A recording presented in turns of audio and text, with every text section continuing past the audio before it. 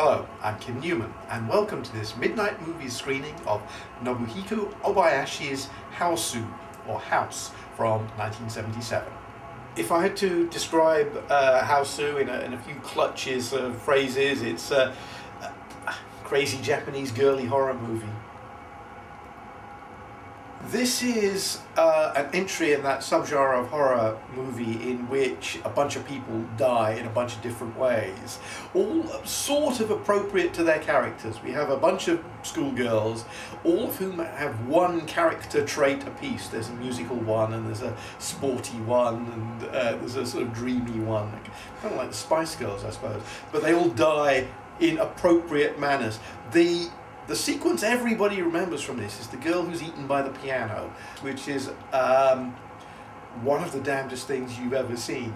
And everybody else gets horribly mutilated and torn apart in a slightly different manner. But it's all very cartoonish, it's all very stylized. It doesn't have that rather misogynist, unpleasant edge that a lot of Japanese gore movies do. The scary things that happen here are peculiarly surreal, sometimes disturbing, sometimes hilarious, sometimes just plain incomprehensible. A word about Japanese special effects.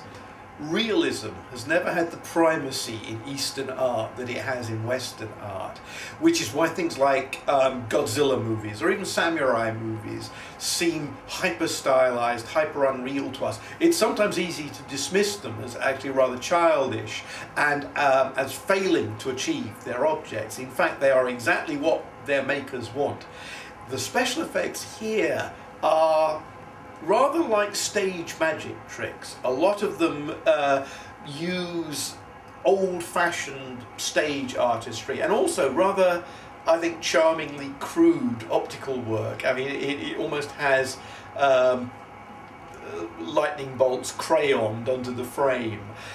Again, the whole point is not to deceive your eye, to convince you that this is actually happening, but to give you a sense of wonder and bewilderment and amazement. You could compare it with Dario Argento's Suspiria or Sam Raimi's The Evil Dead.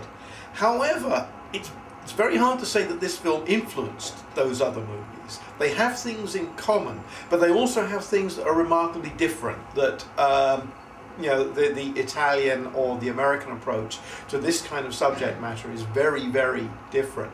So I have to say, you're in for a unique cinematic experience here. It may change you.